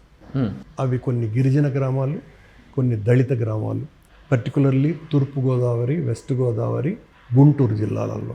ఇదే పరిస్థితి దేశమంతా ఉంది అని అనిపించింది నాకు. అలాగే నేను ఒక స్టడీ చేశా. స్వాతంత్రానికి పూర్వము మతాంతీకరణలు ఎన్ని జరిగినాయి, స్వాతంత్ర అనంతరం ఎన్ని మతాంతీకరణలు జరిగినాయి అని అంటే నాకెందుకో స్వాతంత్ర అనంతరమే ఎక్కువ మతాంతీకరణలు జరిగినాయి అనేటువంటి అభిప్రాయానికి నేను వచ్చిన. ఎందుకో కూడా కాదు, దానికి నా దగ్గర మెటీరియల్ ఉంది. సో దీనికి ప్రధానమైనటువంటి కారణం మనం సామాన్యుడి దగ్గరికి భగవత్ సందేశాన్ని తీసుకుపోవటంలో విఫలమవుతున్నాము. ఓ గిరిజనుడికో, ఓ దళితుడికో ఓ అనారోగ్యం వస్తే ఎవరో ఒకతను తెల్ల డ్రెస్సు వేసుకొని ప్రభువు నీకు మేలు కలిగించుగాక అని అనునయిస్తే ఆ రోగికి, ఆ అంటరానితనానికి గురవుతున్నటువంటి ఆ సాత్వికునికి ఒక స్వాంతన కలుగుతున్నది. మనిషిలో సహజంగానే ఉన్నటువంటి రెసిస్టెన్స్ పవర్ వలన మెజారిటీ ప్రజలు బ్రతుకుతారు, చనిపోరు తీవ్ర జబ్బులు వచ్చినప్పుడు. కానీ తన దగ్గరికి వచ్చి భగవంతుడు నిన్ను కాపాడుతాడు అని ఆశీర్వదించినటువంటి వ్యక్తి వలన జరుగుతుంది ఇది అనేటువంటిది, ఓహో ఇది అని నేను వచ్చినప్పుడు నాలో కలిగినటువంటి స్ఫురణ దళిత గోవిందం. నేను ప్రధాన అర్చకునితో మాట్లాడిన, స్వామి ఈ రకంగా మనం దళిత వాళ్ళ దగ్గరికి వెళ్దాం, స్వామి విగ్రహాలను తీసుకుని వెళ్దాం, వేద ఆశీర్వచనం ఇప్పిద్దాం వాళ్ళకందరికీ, స్వామి వారి తీర్థం అందరికీ ఇచ్చి సంప్రోక్షణ చేద్దాం ఆ విలేజ్లందరినీ. ఆ మహానుభావుడు అద్భుతంగా అంగీకరించినాడు. అలా వెళ్ళినాం. అది ఒక పెద్ద సంచలనమైంది. అది దళిత గోవిందం యొక్క స్ఫూర్తి. అలాగే నేను ఇదే మతాంతీకరణలు జరగకుండా ఉండాలా అనే ఉద్దేశంతో వెంకటేశ్వర స్వామి పాదాల చెంత ఉంచి పూజలు చేసినటువంటి మంగళసూత్రాలను వధువు ధరిస్తే ఖచ్చితంగా ఆమె భర్త కట్టినవాడు, కట్టుకున్నావిడ, వాళ్లకు పుట్టిన బిడ్డలు ఎవరు కూడా ఇతర మతాలలోకి వెళ్ళరు, ఆ భక్తితోటి, భయంతో, విశ్వాసంతో అని కళ్యాణమస్తు అన్న పేరుతో 46,000 పెళ్ళిళ్ళు చేయించినాం. మెజారిటీ 90% మంది సామాన్యులు పెళ్ళిళ్ళు చేసుకున్నారు. అంటే ఇవన్నీ కూడా నేను హిందూ వ్యతిరేకన అయి ఉంటేనో, నేను నాస్తికుడై ఉంటేనో, నేను కిరస్తాని అయి ఉంటేనో చేసి ఉండేటువంటివి కావు కదా. అయినా మీరు మాట్లాడుతూనే ఉన్నారు నేను క్రిస్టియన్నను మీ ఇష్టం వచ్చినట్టుగా. నేను చేసినటువంటి పనులల్లో 1% హిందువులం మేము, మా అంత భక్తులే లేరు అని చెప్పుకునే మీరు చేసి మాట్లాడితే, విమర్శించుంటే చాలా బాగుంటుంది. ఈరోజు లోకమంతా చూస్తున్నటువంటి వెంకటేశ్వర భక్తి ఛానల్ నా బ్రెయిన్ చీల్డ్. కొండ మీద 4 మాడ వీధులలో పాదరక్షలు ధరించకుండా ఉండాలన్నది నా ఆలోచన. అంతకంటే స్వామి గుడి లోపలికి వచ్చే ప్రతి భక్తుడు తిరునామం ధరించాలని తీర్మానం చేసింది నేను. ఈ రోజున పౌర్ణమి రోజున, ప్రతి పౌర్ణమి రోజున, ప్రతి నెల గరుడ సేవను ఏర్పాటు చేసింది నేను. ఈరోజు ప్రపంచమంతా వీళ్ళు చేస్తున్నటువంటి స్వామివారి కళ్యాణాలని మొదట జరిపించింది నేను, చేయించింది నేను. మరి ఇవన్నీ క్రైస్తవ ప్రచారాలా? ఇవన్నీ కూడా రాజశేఖర రెడ్డి గారి అనుమతితో, ఆ మహానుభావుడు హైందవ ధర్మ పరిరక్షణ కోసమని కరుణ నువ్వేం చేసినా నేను అంగీకరిస్తాను, నువ్వు హ్యాపీగా చెయ్యి అన్న ఆ మహానుభావాన్ని కరస్పర్శ కారణంగా చేయగలిగినాను. దళిత గోవిందం కావచ్చు, కళ్యాణమస్తు కావచ్చు, టీటీడీ భక్తి ఛానల్ కావచ్చు, రాజకీయంగానే కాదు, ఛాందస ధార్మికవాదుల నుంచి కూడా అభ్యంతరాలు మీకు వచ్చి ఉండొచ్చు. అలాంటి అభ్యంతరాలన్నింటినీ తట్టుకొని అతి తక్కువ కాలంలో ఇన్ని ఫినామినల్ డెసిషన్స్ తీసుకోవాలి అనే సంకల్పమా, స్ఫూర్తి? అసలు దానికి కారణం ఏంటి? భగవంతుని పట్ల నాకున్నటువంటి నమ్మకం, హిందూ ధార్మిక విషయాల పట్ల నాకున్న అవగాహన అదనంగా. నమ్మకం ఒకటి ఉపయోగం లేదు. నేను చదువుకున్న వ్యక్తిని, ఎక్కడ నష్టం జరిగింది, ఎక్కడ కష్టం జరిగింది హిందూ ధర్మానికి, వీటిలన్నింటి మీద నాకేదో సమగ్రమైనటువంటి అవగాహన ఉంది అనలేను, కానీ సంగ్రహమైనటువంటి అవగాహన నాకున్నది. దీనికి తోడు ఆ మహానుభావుడు, నా గురువు, నా తండ్రి, నా స్నేహితుడు రాజశేఖర రెడ్డి గారు నాకు ఇచ్చినటువంటి స్వేచ్ఛ. నువ్వు ఏం చేసినా అది మంచి చేస్తావు అని నా భుజం తట్టి, తద్వారా నేను అన్ని పనులు చేయగలిగినానండి. మీరు చాలా ఆసక్తికరమైన కామెంట్ చేశారు. ఇప్పుడు అంటే మీరు మాట్లాడుతుంటారు ఇట్లా, ఇదే వైఎస్ఆర్ ప్రస్తావన వచ్చిన ప్రతిసారి YSR hard core Christian with the blessings of almighty అని మాట్లాడాడు. ఆయన గెలవగానే ముఖ్యమంత్రి కాబోతున్నాడు అని తెలియగానే అలాంటి వైఎస్ఆర్ స్ఫూర్తితో హిందూ ధర్మోద్ధరణ, దళిత గోవిందం లాంటి విప్లవాత్మక అడుగులేశాను అని మీరు చెప్తూ ఉన్నారు. అంటే జరుగుతున్న ప్రచారానికి వాస్తవానికి మధ్య అంతరం ఏమైనా ఉందా? అసలు తిరుమల విషయంలో కానీ హిందూ ధర్మం విషయంలో కానీ వైఎస్ఆర్ గురించి చెప్పాలి అంటే మీరు ఏం మాట్లాడతారు? ఒకటే సమాధానం. 87 నుంచి రాజశేఖర రెడ్డి గారు ముఖ్యమంత్రి అయ్యి 2003 సంవత్సరం వరకు కనీసం 3 సార్లు ఆయనతో కలిసి నేను అభిషేక సేవలో పాల్గొన్నా. దర్శనం మాత్రమే కాదు, దర్శనం కాదు, అభిషేక సేవలో. దర్శనం కనీసం 10-15 సార్లు జరిగి ఉంటుంది. అంటే మరి మీరన్న కరుడుగట్టిన క్రిస్టియన్ ఆయనతో పాటు ఈ కరుణాకర్ రెడ్డి అనేక సార్లు దర్శనానికి వెళ్ళినాడు. ఆయనకి అంత విశ్వాసం ఉండేది. ఒక రకంగా మీరు చెప్తున్నది అసలు ఇప్పటివరకు చాలామందికి తెలియని కాంట్రాస్ట్ అనిపించే సందర్భం, సన్నివేశం. అవునండి, ఆయనతోనే నేను దర్శనానికి వెళ్ళిన ఒకసారి కాదు, చాలాసార్లు, 15 సార్లకు మించి 3 సార్లు అంగవస్త్రంతో అభిషేక సేవలో పాల్గొన్నాము. ఆయనతో పాటు నేను కూడాను. రాజశేఖర రెడ్డి గారు భగవంతుడు క్రిస్టియానిటీని నమ్మవచ్చు, ఇతర మతం మీద ఆయనకు అపనమ్మకము అని మీరు ప్రచారం చేస్తే సరిపోదు కదా. ఆయనకు వెంకటేశ్వర స్వామి మీదే కాదు, హిందూ ఏ దేవుడి మీదైనా కూడా నమ్మకం ఉన్నది ఆయనకి. లేదని మీరు ఎట్లా చెప్తారు? నేనే కదా సాక్ష్యము, ఇంతకంటే ఏం కావాలా? మీరు ఇప్పుడు అంటుంటే నాకు ఒక విషయం గుర్తొచ్చింది సార్. తిరుమల ప్రసాదాన్ని కూడా వైఎస్ఆర్ తీసుకునేవారు కాదు అని చెప్తూ ఉంటారు కదా. అలాంటిది నాకు వ్యక్తిగతంగా నేను ఒక సందర్భంలో మిత్రుడితో కలిసి ఆయన కలిసినప్పుడు ఎవరో పల్లెల్లో తిరుమల లడ్డూ తీసుకొస్తే ఆయన తిండి మీద ఎక్కువ ఆసక్తి చూపించే స్వభావం కాదు. అలాంటిది కళ్ళకద్దుకుని నోట్లో వేసుకున్నారు ప్రసాదం. మేము తీసుకున్నాము, ఏది ఇలా తీపి మామూలుగా తినబుద్ధి కాదు కానీ ఎందుకో ఒక ఆకర్షణ ఇందులో అని మళ్ళీ రెండోసారి తినడం నేను చూశాను. ఒకసారి కాదు, ఎప్పుడు ఇచ్చినది. ముఖ్యమంత్రిగానే కాదు కదా, అంతకు పూర్వం కూడా లడ్డూ ప్రసాదము, ఏ ప్రసాదమైనా ఆయన చాలా ఇష్టంగా స్వీకరిస్తాడు. అయితే ఇలాంటి ప్రచారాల వెనక రాజకీయ మత కోణం తీసుకురావడం వెనక అసలు లాంగ్ స్టాండింగ్ ప్లాన్, స్ట్రాటజీ, కుట్ర ఉన్నాయని ఉందండి, బలంగా ఉంది. రాజశేఖర రెడ్డి గారు ముఖ్యమంత్రి అయిన వెంటనే ఆయన మీద ఈ క్రిస్టియానిటీ ముద్ర వేసి, ఆ తర్వాత నేను చైర్మన్ అయిన తర్వాత మరింతగా ఆ ప్రచారాన్ని ఉధృతం చేసే కార్యక్రమం చేసినారు. సరిగ్గా ఆ సందర్భంలోనే రాజశేఖర రెడ్డి గారు 2 కొండలు అనే జీవో తెచ్చినాడని ఒక విష ప్రచారం మొదలైంది. నేను అది మాట్లాడబోతున్నా మీతో. జీవో 747-746 మొత్తం ఈ 7 కొండలు వెంకటేశ్వరుడువే అని అధికారికంగా చెబుతూ చరిత్రాత్మకం అనిపించే జీవోలు 2007 ప్రాంతంలో వచ్చినవి. 2007 జూన్ 2వ తారీఖున నేను చైర్మన్గా ఉన్నప్పుడే నేను, రమణాచారి గారు, సుబ్బారావు గారు, రాజశేఖర రెడ్డి గారు నలుగురము కూర్చొని చర్చించి ఆ రాజశేఖర రెడ్డి గారు వెంటనే దీన్ని జీవో ఇష్యూ చెయ్యండి, ఏంది ఇది మన మీద ఇలాంటి పనికిమాలిన ప్రచారం చేస్తా అన్నారు అని ఆయన ముగ్గురితోనూ గద్గద స్వరంతో మాట్లాడి ఇప్పించినటువంటి జీవో అది. అలాంటి చారిత్రక జీవోలు వచ్చి ఉంటాయి. తర్వాత తిరుమల లడ్డూకి ఏది ఇప్పుడు అసలు అత్యంత వివాదాస్పదం చేసి జుగుప్సాగరమైన ప్రచారం జరుగుతున్న ఇదే లడ్డు GI ట్యాగ్ వచ్చింది కూడా అదే పీరియడ్లో అనుకో. నేను చైర్మన్గా ఉన్నప్పుడే, అది కూడా అదృష్టమే నాకు.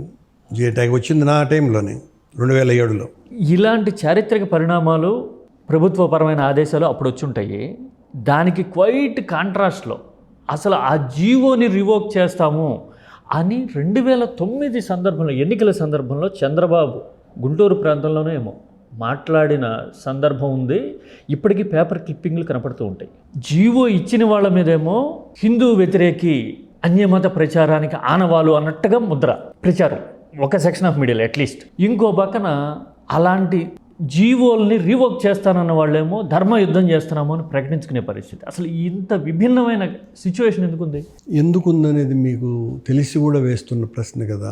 చంద్రబాబు నాయుడు గారికి పదే పదే మనం సమాధానం ఒకటే దీనికి. చంద్రబాబు గారి మాట బలంగా తీసుకుపోయేటువంటి వాహనాలు వాహకాలు ఉన్నాయి, మాకు అవి లేవు. అందులోనూ రాజశేఖర రెడ్డి గారు కానీ జగన్మోహన్ రెడ్డి గారు కానీ చేసే పని చిత్తశుద్ధితో చేయటమే తప్ప దాన్ని దండోరా వేయించుకునేటువంటి స్వభావాలు కావు వాళ్ళిద్దరివి కూడాను. ఎవరో శామ్యూల్ అనేటువంటి అధికారి ఇచ్చినటువంటి ఒక జీవో రాజశేఖర రెడ్డి గారికి తెలియని కూడా తెలియదు. ఈ చంద్రబాబు నాయుడే గారే ఆ టైంలో తిరుమల మీదలో కూడా పంచాయతీ ఎలక్షన్స్ జరపాలన్నటువంటి వ్యక్తి అయినప్పుడు ఈయన మాట్లాడినటువంటి మాటలకి ఎప్పుడో బ్రిటిష్ సమయంలో బ్రిటిష్ వారు ఈ కొండకు సంబంధించినటువంటి ఒక సరిహద్దుల్ని ఇచ్చినారు. ఆ సరిహద్దులనే ఈ శామ్యూల్ జీవోగా ఇచ్చాడు. రాజశేఖర రెడ్డి గారికి ఏ మాత్రం కూడా సంబంధం లేనటువంటి విషయం. అప్పుడు జరుగుతున్నటువంటి ఆ రగడలో రాజశేఖర రెడ్డి గారు వెంటనే అలర్ట్ అయ్యి మమ్మల్ని పిలిపించి, నేనే ఈవో చైర్మన్గా ఉన్నా, రమణాచారి గారు ఈవోగా ఉన్నారు, ఐవి సుబ్బారావు గారు ఎండోమెంట్ ప్రిన్సిపల్ సెక్రటరీగా ఉన్నారు. మమ్మల్ని అందరినీ కూర్చోబెట్టి అసలు ఏంటి ఇది వ్యవహారం అని వెంటనే మొత్తం 315 కిలోమీటర్ల పరిధి అంతా కూడా వెంకటేశ్వర స్వామి దివ్యక్షేత్రము అనే ఒక అద్భుతమైనటువంటి నిర్ణయం తీసుకున్నదే రాజశేఖర రెడ్డి గారు. దాన్ని 2 కొండలు రాజశేఖర రెడ్డి అని మాట్లాడుతున్నారంటే నీచులు. ఇంతకంటే దారుణం కూడా. దాని ఇంకొకటి కూడా ఇక్కడ ఈ సందర్భాన అప్పుడు పెజావర్ పీఠాధిపతి మహానుభావుడు, పెజావర్ పీఠాధిపతి కూడా వీళ్ళ భ్రమలో, వీళ్ళ ఒత్తిడిలోనో లేకపోతే వీళ్ళ యొక్క మాటలు విని ఆయన కూడా అక్కడి నుంచి పెజావర్ నుంచి ఒక ప్రకటన ఇచ్చినారు. నేను తిరుమలకు వస్తున్నాను, నేను అక్కడ ఆమరణ నిరాహార దీక్ష చేస్తాను అని. నేను పెజావర్ స్వామి దగ్గరికి పోయినా మొత్తం విషయం అంతా ఎక్స్ప్లెయిన్ చేశా, ఇది స్వామి పరిస్థితిని. అవునా, నాకు ఇంత తప్పు చెప్పినారే అని ఆయన తిరుపతికి వచ్చి నన్ను పక్కన కూర్చోబెట్టుకొని రాజశేఖర రెడ్డి గారు అద్భుతమైనటువంటి నిర్ణయం తీసుకున్నారు, ఈయన హయాములో హిందువులకు రక్షణ బలంగా జరుగుతుంది అని ప్రకటన చేసి సాక్షాత్తు మొత్తం హిందూ ప్రపంచమంతా నడిచే దేవుడుగా కొలవబడేటువంటి పెజావర్ పీఠాధిపతి ఇచ్చినటువంటి తీర్పు మాట. అలాంటి దాన్ని మేము ప్రచారం చేసుకోవాలా, మా కర్మ అంతే, ఇంకంతకంచి ఏం లేదు.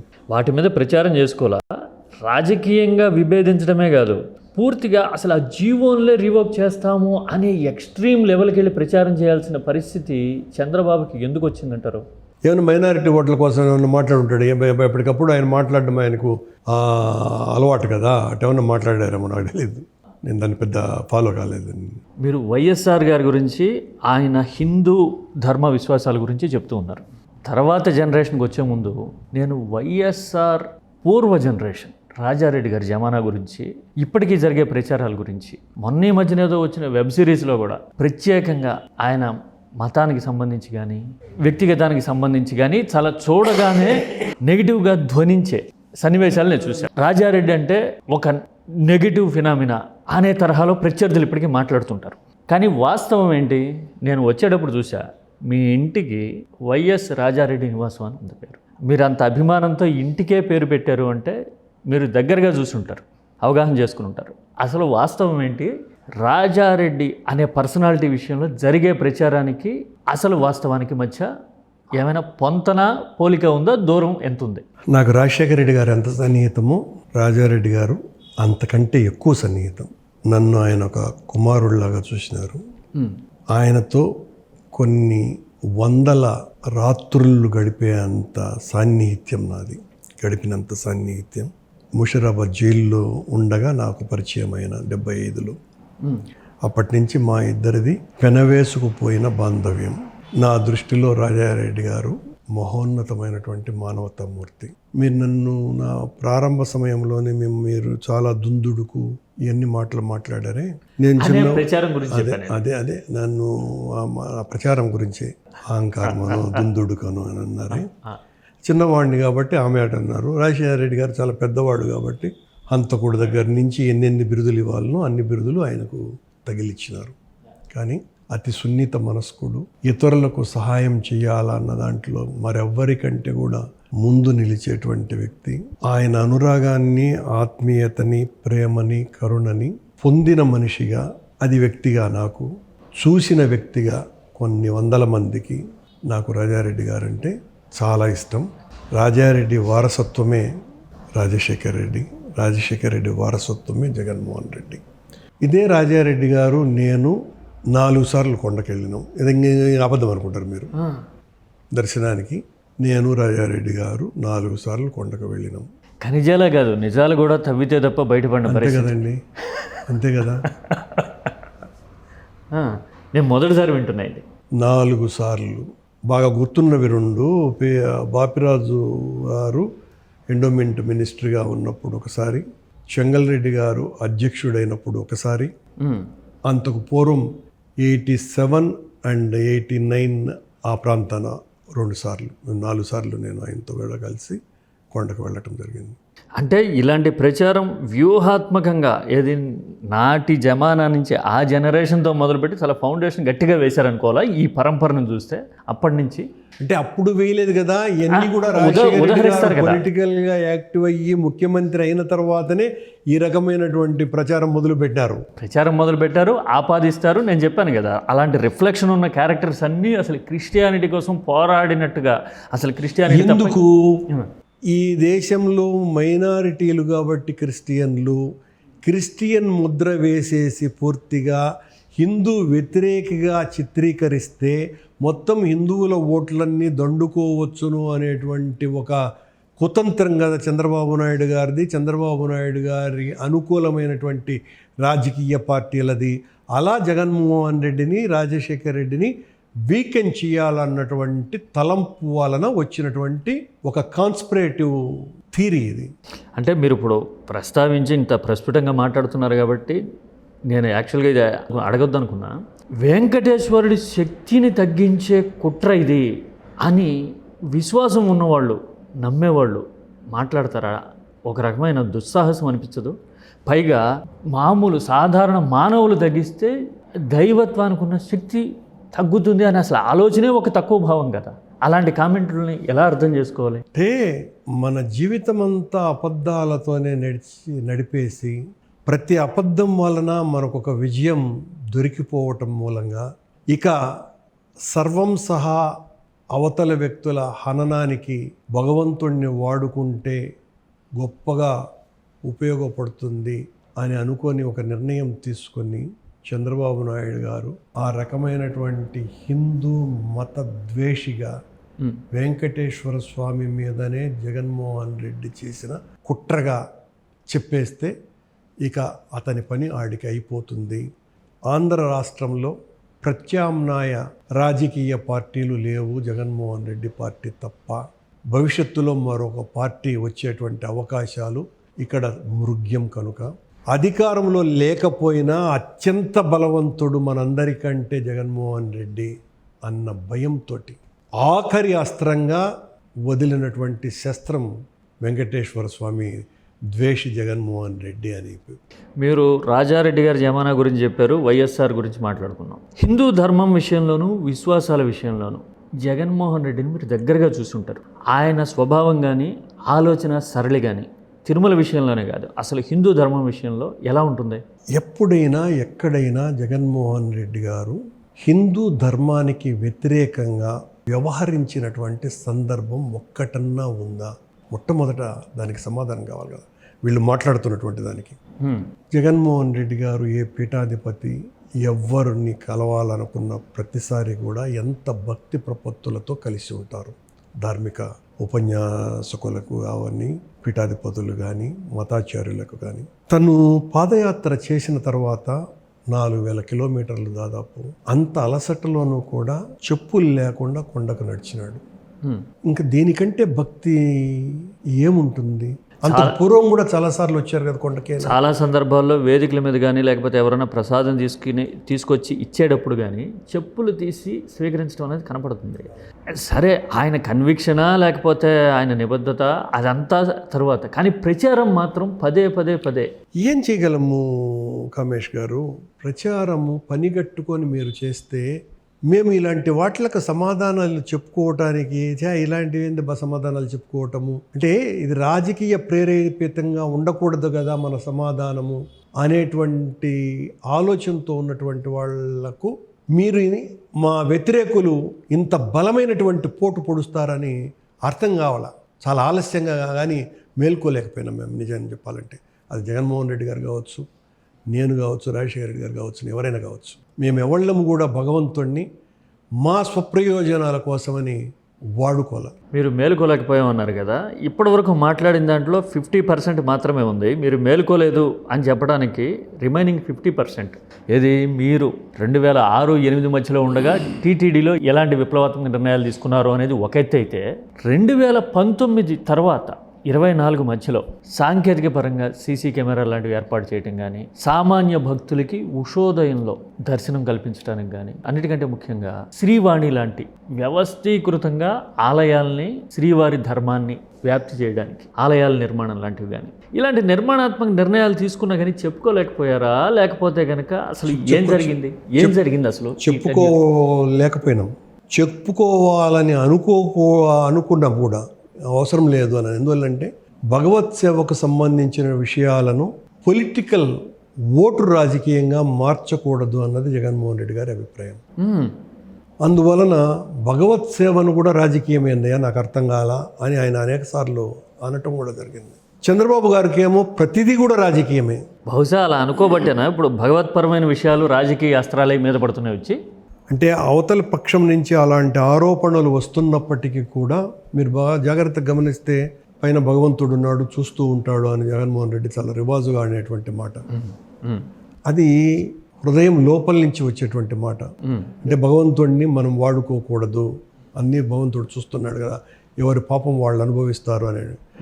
కానీ చంద్రబాబు గారి పార్టీలకు సంబంధించిన వాళ్ళు శృతి మించి రాగాన పడినట్టుగా భగవంతుడిని వాడటం ప్రారంభించినారు. నిజంగా జగన్మోహన్ రెడ్డి క్రిస్టియన్ను, హిందూ వ్యతిరేకాన్ని మాట్లాడుతున్నారే మీరు. జగన్మోహన్ రెడ్డి గారు ఆ శ్రీవాణి ట్రస్ట్ ద్వారా 3500 దేవాలయాలను కట్టించినాడు. ఇప్పుడు మీరేం చెప్తున్నారు? అదే శ్రీవాణి ఆ రోజుల్లో తాడేపల్లి ఆఫీసుకు పోయింది అని చెప్పినారు ఆ డబ్బంతా. ఇప్పుడు అదే శ్రీవాణి ట్రస్ట్ ద్వారా 5000 గుళ్ళు కడతాము అని చెప్తున్నారు. ఆల్రెడీ జగన్మోహన్ రెడ్డి 3500 గుళ్ళు కట్టినాడు కదా. ఒకవేళ జగన్మోహన్ రెడ్డి గారు ముఖ్యమంత్రిగా ఉంటే ఇంకా 10,000 గుళ్ళు కట్టుండేవాడు, 5,000 గుళ్ళు కాదు. మేము అన్ని ప్రధాన నగరాలలో దేవాలయాలు నిర్మిస్తాము శ్రీవాణి డబ్బుల చేత అని అన్నారు. మేము ఆల్రెడీ జమ్మూ కాశ్మీర్లో, నవీ బాంబేలో, భువనేశ్వర్లో, వైజాగ్లో మేము కట్టినాం. ఇప్పుడు ఉంటే ఇంకా కట్టుండేవాళ్ళం. వైజాగ్ ఆలయాన్ని నేను ఒకసారి చూపించి జగన్మోహన్ రెడ్డి గారిని నేను అడిగాను, ఇలాంటి ఆలయం కట్టినప్పుడు చెప్పాలి కదా కనీసం ఇలాంటివి చేశాము అని. అంటే ఆయన వైపు నుంచి ఆలయానికి వచ్చే భక్తులకి అందరికీ తెలుసు కదా, మళ్ళీ చెప్పాలనా అని చెప్పేసి. అది గుండెల్లో తడున్న మనిషి మాట్లాడేటువంటి మాట అది. వెంకటేశ్వర స్వామి గుడి కట్టినాము అని పిఆర్ఓ చేత ఫుల్ పేజీ యాడ్లు ఇప్పించటంగా చేయాల్సింది. భక్తుడికి తెలుసు కదా అనేటువంటి మాట జగన్మోహన్ రెడ్డి గారి గుండెల్లో ఉన్న తడి అది అతనికి ఉన్నది. అంటే భగవంతుడిని ప్రచారం చేయకూడదు, వాడకూడదు అని. అదే చంద్రబాబు గారు అయితే ఖచ్చితంగా ఫుల్ పేజ్ యాడ్లు వాళ్ళకి కావాల్సిన ఛానళ్ళకి, వాళ్ళకి కావాల్సిన పత్రికలకి కావాల్సినంత పండుగ. ఇప్పటి వరకు వైఎస్ఆర్ హయాంలో కానీ, జగన్మోహన్ రెడ్డి హయాంలో కానీ అచీవ్మెంట్స్ అనండి, పాత్ బ్రేకింగ్ డెసిషన్స్ అనండి, వీటి గురించి చెప్తూ ఉన్నారు కదా. ఇవన్నీ జనబాహుళ్యంలోకి ఎంత వెళ్ళాయి అంటే వీటికి క్వైట్ కాంట్రాస్ట్, వివాదాస్పదమైన కోణాలే ఎక్కువ వెళ్ళి ఉంటాయి. వేరాజ్ నిజంగా వివాదాస్పదమైన సందర్భాలు నేను ఒక 3-4 చెప్తా గత 25 ఏళ్లలో. వీటి మీద జరగాల్సినంత చర్చ జరిగిందా లేదా, ఎందుకని అనేది మీరు చెప్పండి. మీరు ఎందుకంటే తిరుమల క్షేత్రంలో కార్యనిర్వాహక బాధ్యతల్లో ఉన్నారు, దగ్గర నుంచి చూశారు. మొదటిది నేను చెప్పదలుచుకున్నది 1000 కాళ్ల మండపం కూల్చారు. రెండోది సన్నిధి గొల్ల సంప్రదాయం విషయంలో తీవ్ర వివాదం రావడం. ధార్మిక విశ్వాసాల పరంగా మనం వెంకటేశ్వరుని తొలిసారి చూసిన వారు అని చెప్పి వాళ్ళకి ఒక ప్రత్యేకమైన గుర్తింపు ఉంది కదా ఇలాంటి విషయాల్లో కానీ. ఇది 2. వెంకటేశ్వరుడికి భక్తి ఛానల్ అవసరమా అని ఆన్ ద రికార్డ్ అపోజ్ చేసిన విషయంలో కానీ, ఇందాక నేను మాట్లాడినట్టు ఆ జీవోలు రివోక్ చేస్తా, ఏది 7 కొండల జీవోలు అని చెప్పడంలో కానీ, ఇలాంటివన్నీ నెగిటివ్ ల్యాండ్ మార్క్స్ కదా యాక్చువల్గా, తీవ్ర వివాదాస్పదం. మీకు ఒక 700 సంవత్సరాలు 800 సంవత్సరాల చరిత్ర ఉన్న 1000 కాళ్ళ మండపం విషయంలో స్వామీజీలు కానీ హిందూ ధర్మాన్ని నమ్మేవాళ్ళు కానీ తీవ్రంగా ఆక్షేపించటము, పోరాటం చేయటము, అభ్యంతరం చెప్పటం లాంటివి చూస్తుంటాం కదా. అవి ఎందుకని మరుగున పడిపోతే ఇలాంటి సందర్భాలు ఇంత వివాదాస్పదం చేసిన? 1000 కాళ్ళ మంటపాన్ని కూల్చింది చంద్రబాబు నాయుడు, మేము కాదు. చంద్రబాబు నాయుడు గారి పీరియడ్లో దాన్ని కూల్చడం జరిగింది. అప్పుడు చిన్నజీయర్ స్వామి లాంటి మహానుభావులు పెద్ద ఎత్తున ఆందోళన కార్యక్రమాలకు 2003లో సిద్ధపడినారు. తర్వాత ఆయన కూడా సైలెంట్ అయ్యారు. అదే పొరపాటున జగన్మోహన్ రెడ్డి గారు, రాజశేఖర రెడ్డి గారు చేసి ఉంటే చంద్రబాబు నాయుడు మరో అయోధ్యం చేసి ఉండేవాడు కొండని. కానీ మేము వివాదం చేయాలన్న ఆలోచన రాజశేఖర రెడ్డి గారికి కానీ మాకు కానీ ఎవ్వరికి కూడా రాలా. సరే, కారణాలు ఏమైపోయినా దాన్ని ఒక రకంగా చెప్పాలంటే అంతా కూడా మంచిగానే ఉన్నది అనేటువంటి దానికి మేము కూడా సరిపుచ్చుకున్నాం.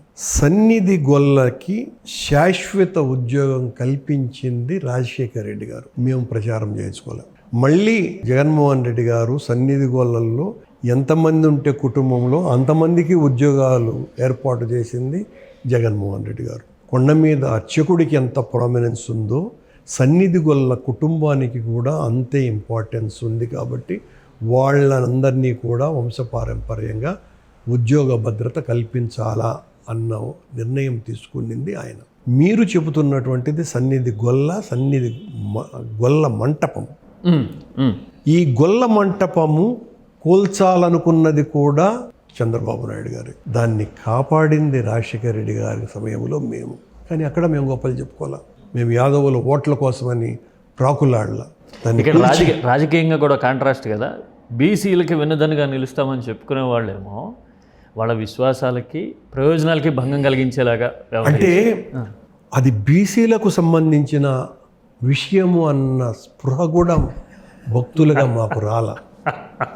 ఇక్కడే ఉంది సమస్య. చంద్రబాబు నాయుడు గారికి అయితే అక్కడ బీసీ ఎస్సీ బయటికి లేస్తారు, పైకి లేపుతాడు వాటిల్ని ఆయన. కానీ మాకు అది కాదు. తరతరాల వెంకటేశ్వర స్వామి ఆలయ ప్రాశస్త్యము, క్షేత్ర మహిమ, ఆ గుడికి ఆ గొల్లకి ఉన్నటువంటి అవినాభావ బాంధవ్యము, సాక్షాత్తు శ్రీ మహావిష్ణువే నా గుడి తలుపుల్ని శరభయ్య వంశస్థులు తీయాలా అని ఆయన ఇచ్చినటువంటి అనుజ్ఞాపూర్వకమైనటువంటి భక్తి భావన, అవి గుర్తుకొస్తాయి మాకు.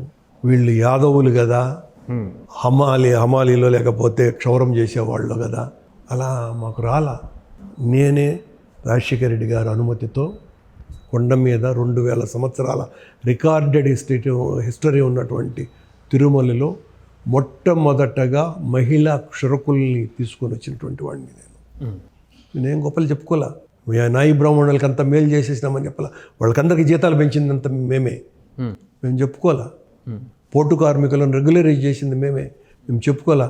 బ్రాహ్మణుల ఓట్లు కొట్టాలా అనే ఉద్దేశం లేదు. అర్చకుల జీతాలు పెంచింది మేమే. ఆ 4 వంశస్థులకు అందరికీ కూడా ఉద్యోగాలు ఇవ్వాలనుకో, పర్మనెంట్గా ఉంచాలనుకున్నది మేమే. మిరాసి కాదండి, మిరాసిపోయింది. ఆ 4 వంశస్థుల అర్చకులకు శాశ్వతంగా వాళ్ళకే ఉద్యోగ భద్రత కల్పించాలా అని నిర్ణయం తీసుకున్నది. అన్నమయ్య వంశస్థులకు శాశ్వత ప్రాతిపదికన నిర్ణయం తీసుకున్నది రాజశేఖర రెడ్డి గారే. అక్కడ మేము బ్రాహ్మణుల ఓట్లు కొల్లగొట్టాలని అనుకోలే. ఇదంతా కూడా మేము రాజశేఖర రెడ్డి గారు కానీ జగన్మోహన్ రెడ్డి గారు కానీ దైవ సేవ దృష్టితో చూశారే తప్ప దాన్ని ఓట్ల కుల రాజకీయాల దృష్టితో చూడలా. అది వీళ్ళ దృష్టిలో తప్పిదమే అయితే ఖచ్చితంగా రాజశేఖర రెడ్డి గారు, జగన్మోహన్ రెడ్డి గారు ఘోరాతి ఘోరమైనటువంటి తప్పు చేసినారు. అంటే చరిత్రను తిరగేస్తున్న కొద్దీ, వాస్తవాలు ఎత్తిపోస్తున్న కొద్దీ, ల్యాండ్ మార్క్ అనిపించదగిన డెసిషన్స్ అన్నీ ఒక పక్కన నిలబడుతూ ఉంటే, వివాదాస్పదం అయినవి రాజకీయంగా వాడాలన్న ప్రయత్నాలన్నీ మరో పక్కన పోగుబడే పరిస్థితి ఉంది కదా. మరి ఇప్పటికైనా మీ వైపు నుంచా, మీ పార్టీ వైపు నుంచా నిర్మాణాత్మకంగా, వ్యవస్థీకృతంగా వాస్తవాలని భక్తులకి, జనబాహుళ్యానికి చేరవేసేందుకు మీ వంతుగా ఏమైనా ప్రయత్నాలు చేస్తున్నారా? చెయ్యాలని అవసరం ఉందని గుర్తించారా కనీసం? ప్రతి నిత్యము దీని మీద మేము మాట్లాడుతూనే ఉన్నాం. మేము మాట్లాడుతున్నటువంటి దానికి 10 రెట్లు మా మీద దాడి జరుగుతూనే ఉన్నది. ఇక్కడ మాకున్నటువంటి చిత్తశుద్ధి ఏందిరా అంటే, నువ్వెంత దాడి చేసినా, నువ్వెంత మమ్మల్ని సంఘ విద్రోహులుగా, దైవద్రోహులుగా, హిందూ వ్యతిరేకులుగా చిత్రీకరించే ప్రయత్నం చేస్తూనే ఉన్నా, మేము పిడికిలంతైనా కూడా ప్రసార మాధ్యమాలలో మా బలం, మా పోరాటం మాత్రం ఆపము ఆపబోము. చరిత్ర ఏం చెప్పిందిరా అంటే, అణగారిపోయిన వర్గాలు 4000 సంవత్సరాలుగా తిరగబడుతూనే ఉన్నాయి. ఇప్పటికీ విజయం సాధించలేదు కాబట్టి యుద్ధం ఆపలా. అలాగే మేము చేసినటువంటి మంచిని, దైవం పట్ల మాకున్నటువంటి విశ్వాసాన్ని, మీరు చేస్తున్నటువంటి మోసాన్ని, మీరు మా మీద వేస్తున్న అపనిందని తిప్పికొట్టడానికి విజయం లభించేంత వరకు యుద్ధం చేస్తూనే ఉంటాం, ఆపం. ఫైనల్గా ఒక్క ప్రశ్న. లడ్డూ చుట్టూ కనీ విని ఎరగని రీతిలో, ఆశ్చర్యం కాదు దిగ్భ్రాంతి కలిగించే స్థాయిలో ఇంత ప్రచారం జరిగితే, జనం వైపు నుంచి వచ్చిన నిశ్శబ్దమైన ప్రతిస్పందన చూస్తే జనంలో విచక్షణ, వివేచన, ఆలోచన నిద్రలేచాయి. మతపరమైన రాజకీయ ఎత్తుగడల్ని తిప్పికొట్టారు అని అర్థం చేసుకోవచ్చునా? ఎలా చూడాలి? చంద్రబాబు గారి మీద ఆయన చేసిన ఈ ఆధ్యాత్మిక దాడి మీద సామాన్యులలో ఉన్న ఒక మౌన విస్ఫోటనం కానీ మౌనంగా ఉంది. ఎలా బద్దలవుతుంది అన్నది ఈ రోజున మనం చెప్పలేము. కానీ ఆయన క్షమార్హము కానటువంటి తప్పిదం చేసినారు. ఇప్పటికైనా ఇప్పుడు పెద్ద మనిషి ఎవరైనా కూడా పొరపాటు జరిగింది అని చెబితే వాళ్ళ పెద్దరికం పెరుగుతుంది. ఆ పెద్ద మనిషి చేసిన తప్పునే నిజంగా నిరూపించుకోవటం కోసమని విపరీతమైన ప్రయత్నం చేస్తూ ఉంటే ఆ పెద్దరికం దిగజారుతూ ఉంటుంది. ప్రస్తుతం చంద్రబాబు గారి పెద్దరికం దిగజారిపోతూ ఉన్నది. ప్రజల్లో ఆ మౌనంగా ఉన్న విస్ఫోటనం ఏ రూపం దాలుస్తుందో చెప్పలేం. Thank you sir. Karunakar Reddy గారు, మీ విలువైన సమయాన్ని కేటాయించినందుకు, మరీ ముఖ్యంగా ఇప్పటి వరకు వెలుగులోకి రాని వాస్తవాల్ని కీటాక్స్ కోసం ఆవిష్కరించినందుకు ధన్యవాదాలు. థ్యాంక్ యూ కమేష్ గారు. థ్యాంక్ యూ అండి.